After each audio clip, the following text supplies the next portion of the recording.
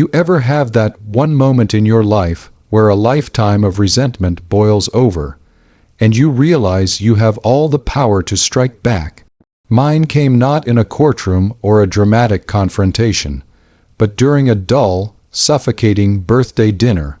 My adoptive father, the man who raised me, who signed the papers, who promised me everything, just cut me out of his will.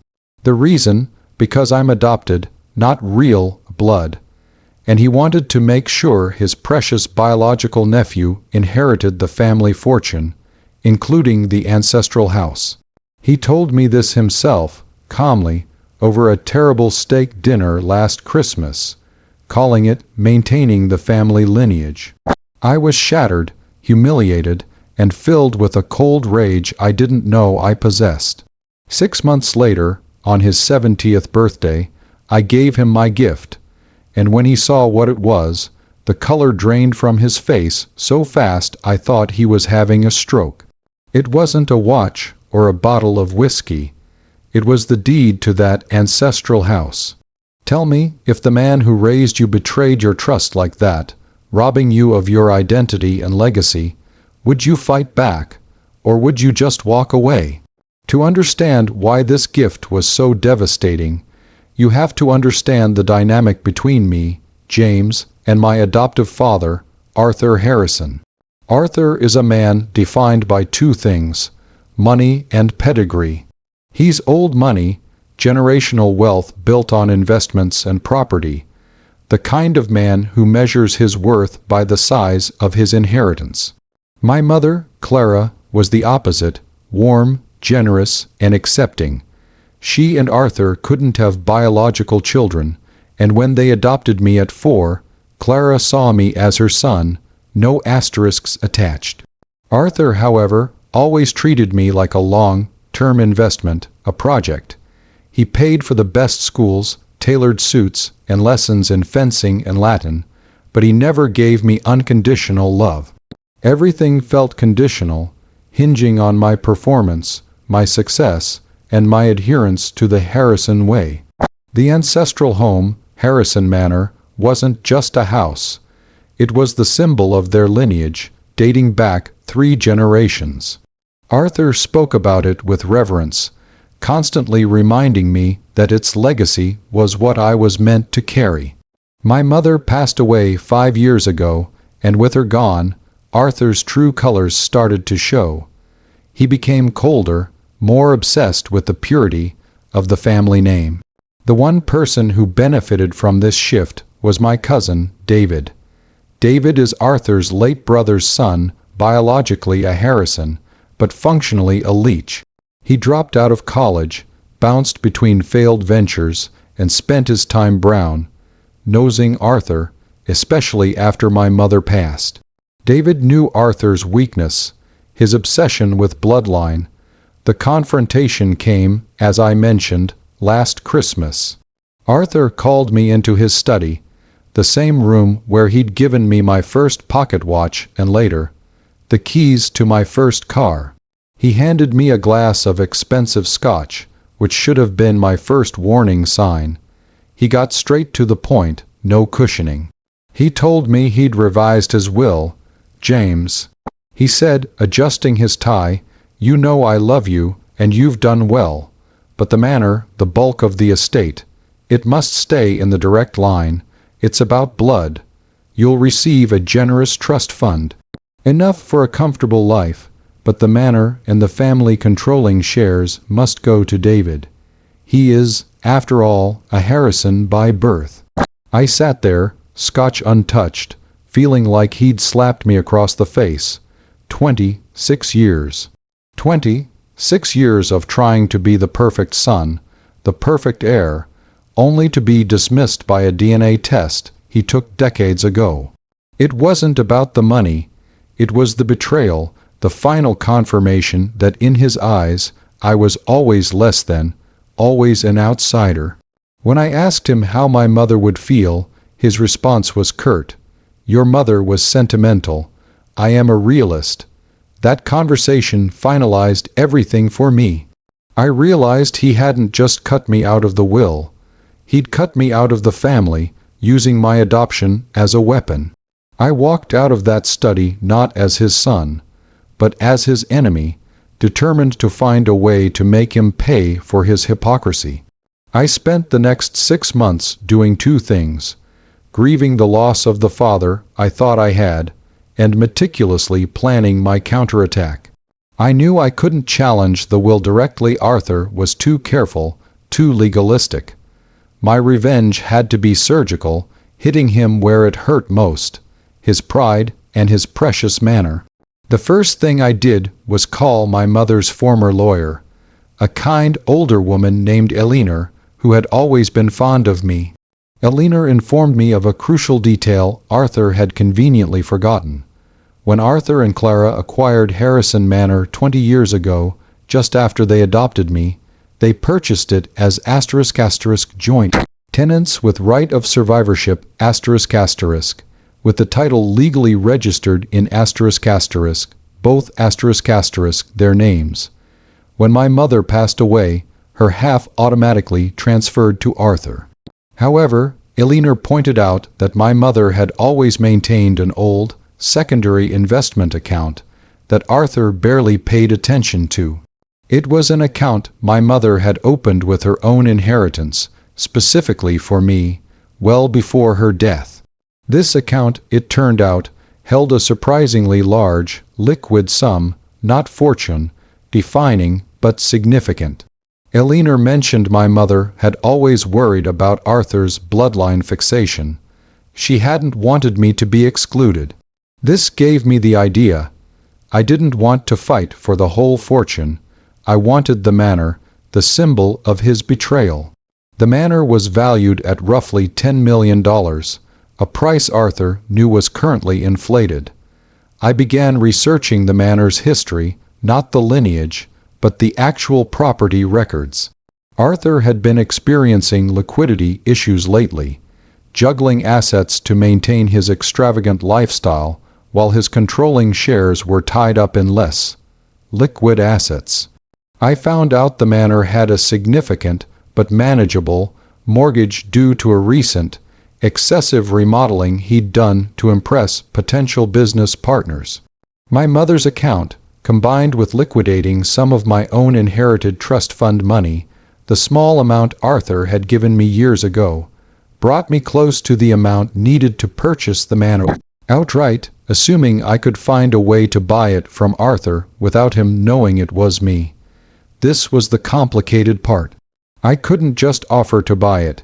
He would never sell his beloved lineage house, especially not to the son he just disinherited. So that's the situation I was in. I had the means, I had the motive, and I had a week until Arthur's 70th birthday. The perfect, symbolic day for the strike. I had to choose a method that would secure the manor before he could finalize the transfer to David, which he planned to do shortly after his birthday. I considered using an intermediary, a shell corporation, or maybe even alerting David to the situation to cause chaos. I felt sick with the duplicity required, but the memory of his cold dismissal, "I am a realist," fueled me. I had to beat him at his own game, cold, calculated realism. Before I tell you the ingenious and slightly terrifying way I acquired Harrison Manor right under his nose, and the confrontation that ensued, I want you to pause and comment below what you would have done in my shoes.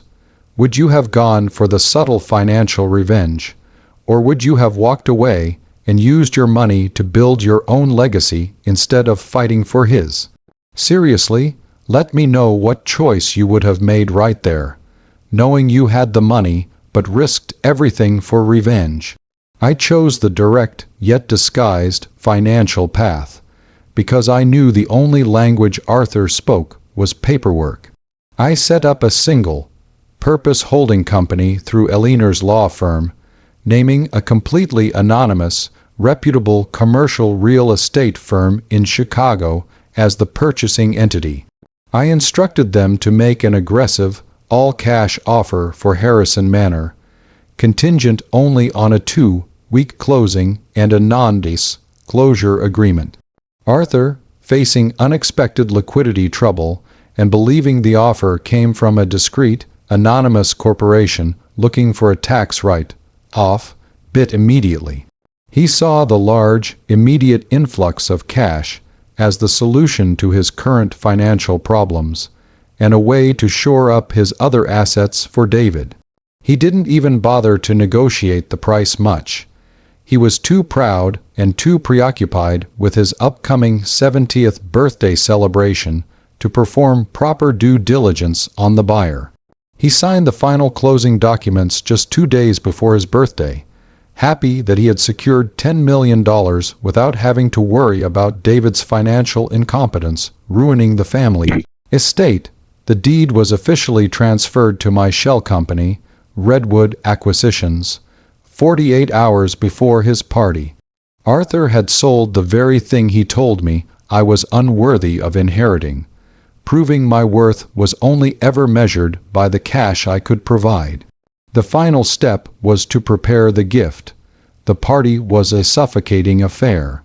All the usual faces were there: Arthur's stiff business partners, my judgmental aunts, and of course, David, who kept shooting me condescending looks, already tasting his future inheritance.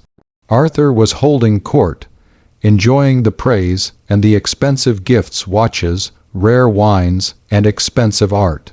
I waited until after the champagne toast, the very moment he was feeling most triumphant, before stepping forward. I held a simple, dark envelope. "Happy birthday, Arthur," I said, my voice steady. "I know how much the family lineage means to you, and how much you prize the manor. It's truly a symbol of your legacy." He smiled condescendingly, expecting a photo album or a token gift. "Thank you, James, that means a lot. Now, if you'll excuse me, I must speak to—" I cut him off. "No, Father, you should open this now. It's important to the legacy." The room quieted instantly. Arthur, annoyed but unable to refuse the spectacle, tore open the envelope. Inside were 2 documents: the ** original deed to Harrison Manor **, showing the transfer from Arthur Harrison to Redwood Acquisitions, and a ** new, signed deed **, showing the transfer from Redwood Acquisitions to ** James Harrison **. He didn't read it out loud. He just stared at the page, and the blood drained from his face, exactly as I'd predicted. His eyes flickered up, wide and panicked, then back down at the name, ** James Harrison **. He realized instantly. He knew Redwood Acquisitions was me. He knew his entire precious inheritance symbol was gone. "What is this? This is impossible. I sold this to a corporation, a Chicago firm." His voice was a strangled whisper, the triumphant cheer of the party dying in the background. "Yes, you did," I confirmed, my voice ringing clearly through the silent room. "You sold it to me, Father. Redwood Acquisitions is mine, and I, your adopted son, who you deemed unworthy of the bloodline legacy, am now the sole, undisputed owner of Harrison Manor. The house that was too important for me to inherit. It is now mine to do with as I please. David can inherit your trust fund. I'll take the roof over your head." David sputtered, starting to argue, but Arthur cut him off with a desperate, weak wave of the hand. Arthur collapsed into a nearby chair, clutching the papers, his face ash-white. The humiliation was complete. His pride, his legacy, and his house were mine. The aftermath was exactly what I deserved and what he deserved. Arthur tried to challenge the sale, citing fraud and duress, but Eleanor had drafted the contracts perfectly. The sale was entirely legal, and the shell company was perfectly insulated. Arthur, unable to afford the massive legal battle and facing scrutiny on his asset management due to the speed of the sale, was forced to accept it. He moved out of Harrison Manor 2 weeks later, a broken man. David, realizing he had lost his guaranteed prize, quickly abandoned his uncle, proving his loyalty was always transactional. I decided to keep the manor, not because I cherished the Harrison legacy. I planned to rename it Clara's House, but because it was a tangible monument to my mother's foresight and my own strength. I got back the dignity Arthur tried to steal. We now have a strained, distant relationship, mostly maintained by lawyers, but he finally sees me, not as a project, but as a force to be reckoned with. The money he left me in his trust fund, I used it to pay off the remaining mortgage on the manor. I built my own legacy by reclaiming the one he tried to deny me. I still look at that deed sometimes and remember the cold calculation I had to employ to beat him. It was necessary, I believe, to reclaim my worth and honor my mother's memory. It wasn't just revenge, it was the ultimate act of self-definition. Like this video, if you were on my side and think his hypocrisy deserved that public humiliation. Subscribe for more stories about justice served when the family turns toxic. And please, share your final thoughts on this whole mess in the comments section below. Do you think I went too far, or was this the only way to truly reclaim my place? I'll see you all in the next story.